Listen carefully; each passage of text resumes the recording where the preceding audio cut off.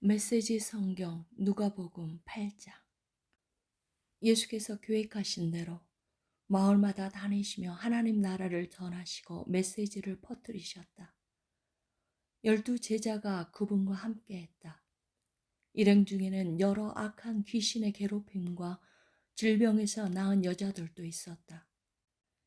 7 귀신이 나간 막달라라 하는 마리아와 헤롯의 관리인 구사의 아내 요한나와 수산나가 있었고, 그 외에도 많은 여자들이 자신들의 재물을 넉넉히 들여서 일행을 섬겼다. 씨 뿌리는 농부 이야기. 그들이 이 마을 저 마을을 다니는데 많은 사람들이 합류해서 함께 다녔다. 예수께서 그들에게 이 이야기로 말씀하셨다. 농부가 밖에 나가 씨를 뿌렸다. 더러는 길 위에 떨어져서 발에 밟히고 새들이 먹어버렸다. 다른 씨는 자갈밭에 떨어져서 싹이 났으나 뿌리가 튼튼하지 못해 이내 시들어 버렸다. 다른 씨는 잡초밭에 떨어져서 씨와 함께 잡초가 자라 싹을 짓눌러 버렸다. 다른 씨는 비옥한 땅에 떨어져서 풍작을 이루었다. 너희는 듣고 있느냐? 정말로 듣고 있느냐? 제자들이 물었다. 왜 이런 이야기를 말씀해 주셨습니까? 예수께서 말씀하셨다. 너희에게는 하나님 나라를 아는 깨달음이 주어졌다. 너희는 하나님 나라가 어떻게 되어가는지 안다. 다른 사람들에게는 이야기가 필요하다. 그러나 그들 가운데 일부는 이야기를 듣고도 깨닫지 못할 것이다. 그들은 눈을 떴으나 하나도 보지 못하고 귀가 열렸으나 하나도 듣지 못한다. 이 이야기는 그런 사람들 가운데 일부에 관한 것이다. 씨는 하나님의 말씀이다. 길 위에 떨어진 씨는 말씀을 듣지만 듣자마자 마귀가 그 말씀을 낚아채가서 믿어 구원을 얻지 못하는 사람이다. 자갈밭에 떨어진 씨는 열성적으로 듣지만 그 열성에 깊이가 없는 사람이다. 그 열성은 또 한 번의 유행일 뿐 어려움이 닥치는 순간에 사라져버린다.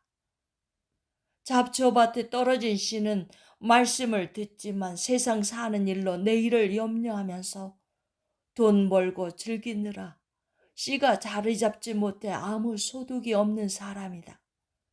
그러나 좋은 땅에 떨어진 씨는 무슨 일이 있어도 말씀을 붙잡고 견디면서 주수 때까지 변치 않는 선한 마음을 가진 사람이다. 들은 것을 전하지 않는 인색한 사람. 등불을 켜서 통으로 덮어두거나 침대 밑에 두는 사람은 아무도 없다. 오히려 단위에 올려두어 방에 들어온 사람들이 앞을 볼 수 있도록 한다. 우리는 비밀을 감추어 두지 않고 오히려 말할 것이다. 숨기지 않고 오히려 모든 것을 밝히 드러낼 것이다. 그러니 너희는 들은 것을 전하지 않는 인색한 사람이 되지 않도록 조심하여라. 베품은 베품을 낳는다. 인색하면 가난해진다. 예수의 어머니와 형제들이 왔으나 무리 때문에 그분께 가까이 갈 수 없었다. 그분께 전갈이 왔다. 선생님의 어머니와 형제들이 선생님을 만나려고 밖에 서 있습니다. 예수께서 대답하셨다. 하나님의 말씀을 듣고 행하는 사람이 나의 어머니요 나의 형제다. 순종이 피보다 진하다. 하루는 예수와 제자들이 배에 올랐다. 예수께서 호수로 건너가자고 말씀하셨고 그들은 떠났다. 항해는 순탄했다. 예수께서는 잠이 드셨다. 그런데 갑자기 호수에 사나운 풍랑이 몰아쳤다. 물이 들이쳐서 배가 뒤집힐 지경이었다. 제자들이 예수를 깨웠다. 주님, 우리가 빠져 죽겠습니다.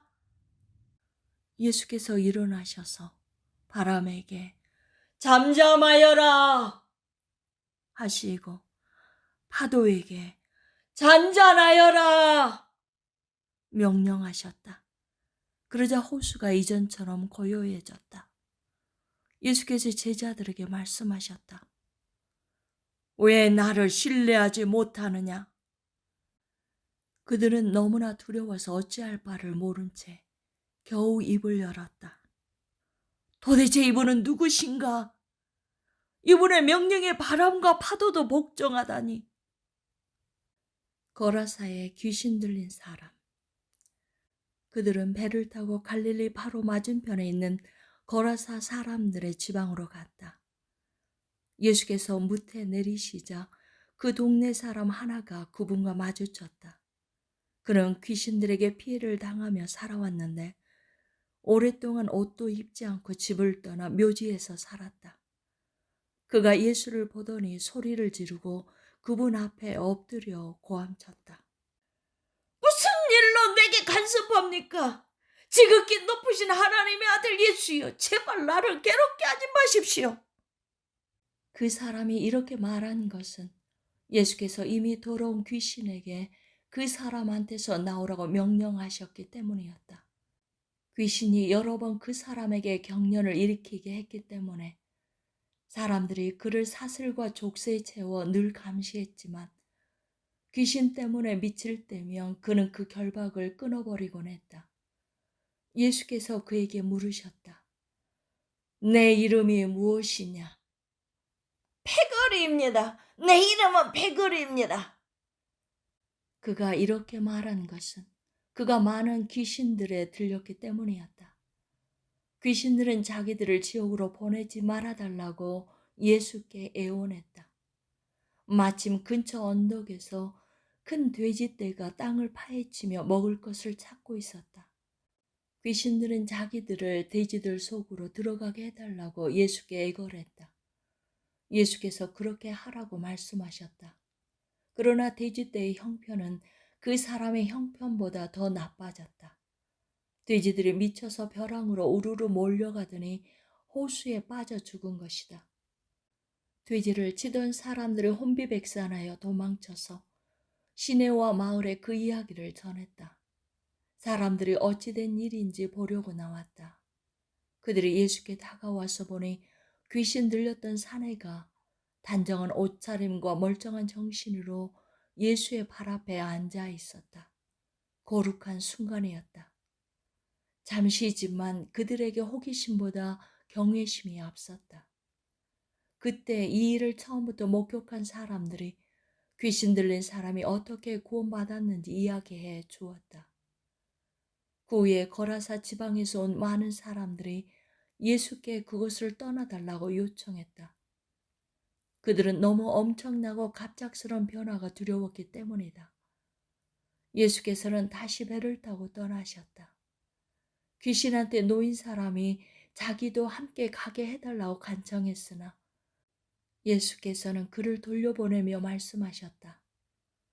집으로 가서 하나님께서 너에게 행하신 일을 전부 말하여라. 그는 돌아가서 예수께서 자기에게 행하신 모든 일을 온 동네에 전했다. 믿음의 모험. 예수께서 오시자 무리가 그분을 반겼다. 그들 모두가 거기서 예수를 기다리고 있었다. 그때 야이로라 하는 사람이 예수께 다가왔다. 회당장인 그는 예수의 발 앞에 엎드려 자기 집에 가 주시기를 애원했다. 12살 난 그의 애동딸이 죽어가고 있었기 때문이다. 예수께서 밀고 당기는 무리를 해치며 그와 함께 가셨다. 그날 무리 가운데 12년 동안 혈류증으로 고생한 여자가 있었다. 그 여자는 가지고 있던 돈을 의사한테 전부 썼으나 어느 누구도 그녀에게 도움이 되지 못했다. 여자는 뒤에서 슬그머니 다가가 예수의 옷자락을 만졌다. 그 순간에 출혈이 멈추었다. 예수께서 말씀하셨다. 누가 내게 손을 대었느냐? 아무도 나서지 않자 베드로가 말했다. 주님, 수많은 사람들이 우리를 에워싸고 있습니다.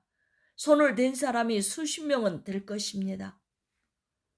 예수께서 그냥 지나치지 않으셨다. 내게 손을 댄 사람이 있다. 내게서 능력이 빠져나간 것을 내가 안다. 더 이상 숨길 수 없게 된 여자는 떨며 그분 앞에 무릎을 꿇었다. 여자는 자신이 왜 그분께 손을 댔으며 그 순간 어떻게 병이 나았는지 사람들이 다 보는 앞에서 털어놓았다. 예수께서 말씀하셨다. 딸아, 너는 나를 신뢰하는 믿음의 모험을 했고 이제 다 나아서 온전해졌다. 잘 살아라. 복되게 살아라. 예수께서 아직 말씀하시는 중에 회당장의 집에서 사람이 와서 회당장에게 말했다. 따님이 죽었습니다. 이제 선생님을 괴롭게 해드릴 일이 없습니다. 예수께서 그 말을 들으시고 말씀하셨다.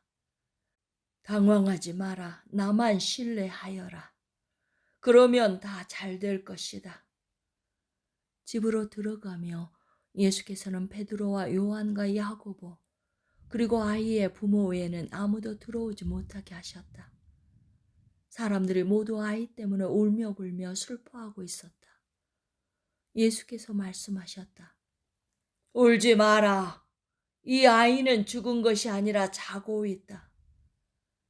사람들은 아이가 죽은 것을 알고 있었으므로 그분을 비웃었다. 예수께서 아이의 손을 붙잡고 외치셨다. 내 사랑하는 아이야, 일어나라. 아이는 곧바로 일어나서 다시 숨을 쉬었다. 예수께서 아이에게 먹을 것을 주라고 말씀하셨다. 아이의 부모는 기뻐서 어쩔 줄 몰라 했다. 예수께서는 이 일을 알리지 말라고 그들에게 엄히 명하셨다. 이 방에서 일어난 일을 아무에게도 말하지 마라.